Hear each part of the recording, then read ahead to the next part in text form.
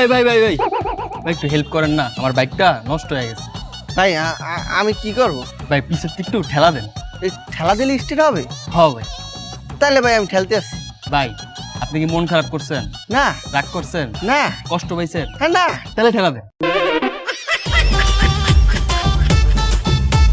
দেন।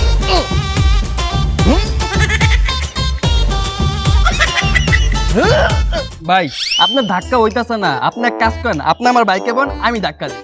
ঠিক আছে ভাই, আপনি যেইভাবে বলেন।